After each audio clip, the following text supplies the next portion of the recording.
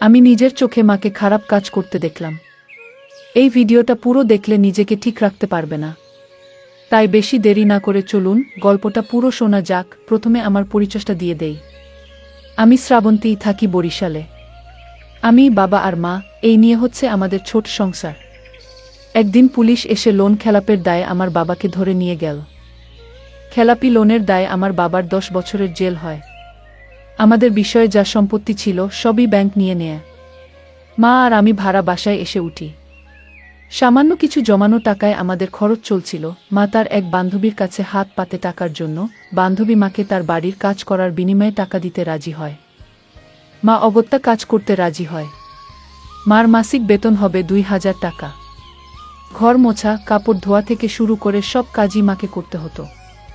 মার বান্ধবীটা ভালো ছিল, তাই মাকে বেশি কাজের চাপ দিত না।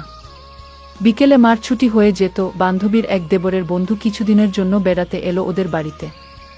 এখন থেকে সে এখানে থাকবে কিছুদিন। লোকটির বয়স 30-এর মতো হবে, এখনো বিয়ে করেনি। মাকে সে খুব পছন্দ করল। মায়ের মতো মহিলা ঘরের সব কাজ করছে জেনে সে দুঃখিত হলো। আমি তখন একটা কাজে শহরের বাইরে ছিলাম 2 দিনের জন্য। মার বান্ধবী ও তার স্বামী রাতে বাড়িতে ফিরবে না জানিয়ে দিল মাকে। তখন বাজে বেলা 1টা। মা রান্নাবান্না হয়ে গিয়েছে।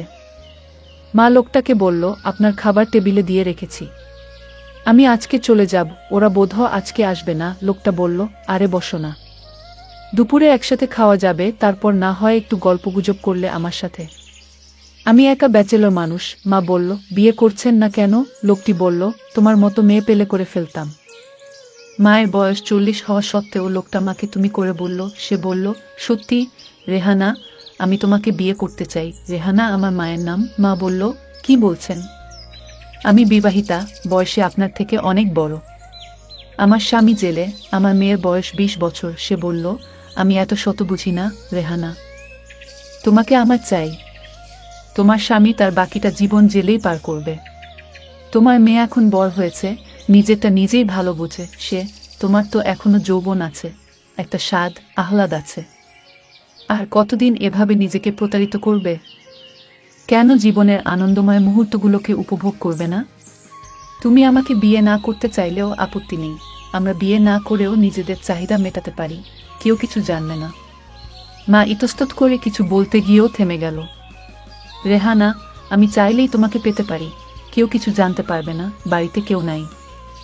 তাই ওরা খারাপ কাজ করা শুরু করলো। ঠিক তখনই আমি মাকে ফোন করলাম। মা সেই অবস্থায় আমার ফোন তুলল।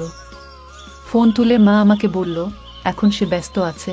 মা বলল, আমাকে পরে ফোন করবে, বলে ফোনটা রেখে দিল।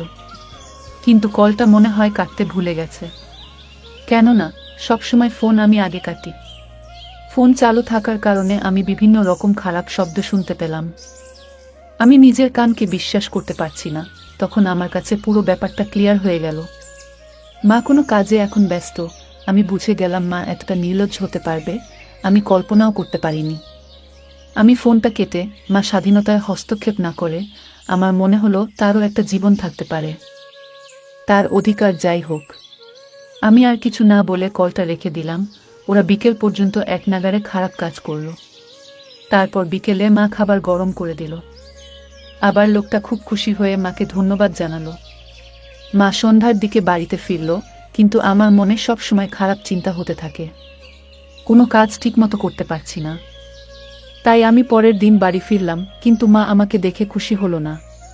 মা বলল, তুই ঠিক আছিস তো? আমি বললাম, হ্যাঁ মা। প্রতিদিন তার বান্ধবীর বাড়িতে কাজে যেত আর ওই লোকটার সাথে খারাপ কাজ করে রাতে বাড়ি আসতো।